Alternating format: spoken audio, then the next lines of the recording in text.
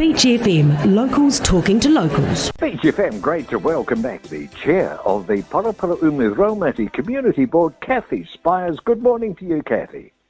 Good morning, John. Have you been out in the playgrounds again? I have, yes. I went down to Matai Road last Thursday. Then Friday and Saturday we were at the Kotoku Park playground, and there was a good response from Matai Road and also from Kotoku Park. And I must say, talk about going out local. I had never been to Kotoku Park before. It's great, but isn't it? It's wonderful. Yes. Oh, it's absolutely marvellous down there. Yes. So the community are really thrilled with the playground. I feel it's a really safe place for children to be. So that was really, really good. But there is another consultation on this Saturday, the 25th, down at Matai Road playground from 1 p.m. to 2 p.m. And it would be great to see some more people come down. But one of the issues brought up is there's no seating down there at all. So, yes, because I thought, I was standing around thinking, goodness me, I can't even sit here. So that's one of the big issues, so that, parents can sit while they're watching the children on the playground, or older people taking grandchildren down. So that's what consultation's all about, isn't it? And getting back to Kotoku Park, this is one of the newer areas, and I suspect there's quite a few long-term residents don't even know what's around the Kotoku Park area. It's a lovely place, isn't it? And a lot of families are very happy in that area. Oh, absolutely. And it's got about 3 or 4 different entrances as well. I just went right through Michael Road. You just go right through Michael Road and turn up, I think it's Kokaku Street or one of those little side streets. And there's an entrance up there and you walk through.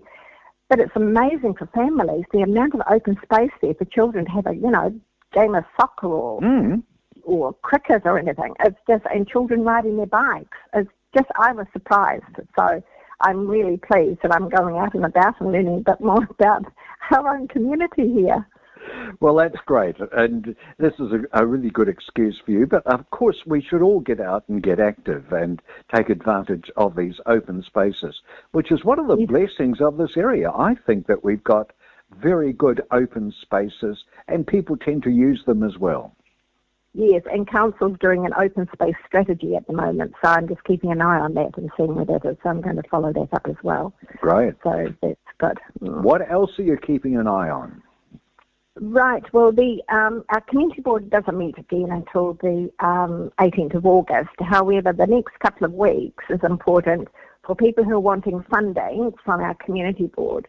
The maximum is 500, but we do give out funding for a project or an activity or something special that's happening, offsetting hire and resource consent fees. And so it's really good. I mean, we do have some money there, so I'd like to see people out in the community are needing some support to, come to the community board, whether you're an organisation or a group or just an individual person, doing some big national sporting activity, because there's nothing international now.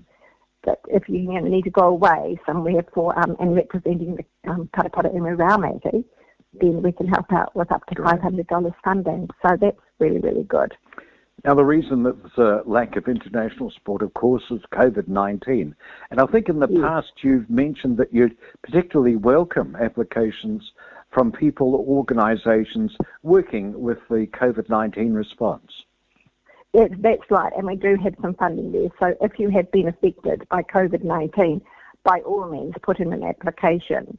I was just talking to the night patrol people, and they've lost their sponsorship. Oh. So, yes, so it's like, I said, well, if they've been affected by COVID-19, then, I said, put in an application for what funding you need, and the community board will certainly look at it, because they look after, the night patrol, they do wonderful work out there, so keeping us all safe at night, sleeping in our beds while they're out driving around the streets. This brings up a very good point with the current economic situation and the uncertainty for many firms being very, very difficult to plan, not really knowing what's ahead, and some of them are pulling back from these corporate sponsorships of local organisations, and this could be something that we've got to keep an eye on. Absolutely, because, I would consider like the night patrol, they're very essential. They do it voluntarily, and absolutely. So, and you're right, if there's no, businesses have lost a lot of money, and they just cannot afford to give the sponsorship anymore. So it just makes it, and it has that roll-on effect down to the grassroots. Now, Kathy, you've got your $500 amounts that you dispense from the community board. Were you implying that there was another fund devoted to COVID-19? It is all the same fund, but if you've been affected by COVID-19, the community board will most certainly look at it, and if we can give out grants more than that, we were able to do that. Oh, I see. So, so if you come for $1,000, and if you have been affected by COVID-19, and I can't speak for all the board members, but if it's a community, charitable group in the community, I would certainly be looking favourably upon that. Okay. So we do have the discretion to give more than 500 if you've been affected by COVID-19. The beach bylaw consultation getting underway once again. It's supposed to be done in Augusta, but for obvious reasons, we're not quite there. And I imagine the board's putting some work into that as well. Yes, we do have a couple of meetings coming up with the Kapiti Boating Club and the Underwater Club as well to have a look, and because we didn't have time to, we had a meetings, booked in for them down there. So we've got them, we're talking to them, of course, they'll be affected by the beach bylaw with, vehicles on the beach or people fishing with fishing rods and all those kinds of things. So we do have a meeting coming up with them within the next couple of weeks.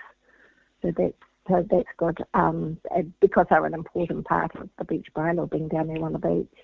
Absolutely. But it's also, this is only the first phase. Yes. And then it will become, once they've pulled it all together, we'll go back out for public consultation. Great stuff. So you're just testing the water, which is quite apt in terms of the beach bylaw. Yes. Anything else happening, Kathy? Well, I had some people say to me about the traffic lights on Kapiti Road, specifically turning right into Arafota Road. The light goes green, the arrow goes green for people to turn right into Arafota Road. I have to say, Kathy, it doesn't go green for very long. It seems just like a couple of seconds, and then it's red again. Oh, okay. Well, I'll take that up with staff as well then. Yes, and it goes red, and people go into Arafota Road, and then it goes green, people go into Arafota Road. Yes. Then it goes back red, and it stays on red. So even if there's no traffic coming up Kapiti Road, you're still unable to turn into Arafota Road because the red arrow is there. However, I've taken it to council, and staff have said they will not be changing it due to the fact that that's where the sun goes down late afternoons, especially in the winter time, and people get the sun in their eyes. But also, people coming off the expressway, turning left up Kapiti Road, there's 2 lanes. And if there's a car on the inside lane going faster than on the outside lane, people turning right into Arafota Road will not see that vehicle coming up the road. Yes. So the answer is no, I'm sorry, people. I do have some people, have seen myself, people sitting there getting very frustrated, and I've turned into Arafota Road myself sometimes, and I'm thinking, there's no cars coming, it's a red arrow. So, but no, on safety reasons, council will not be changing it, unfortunately.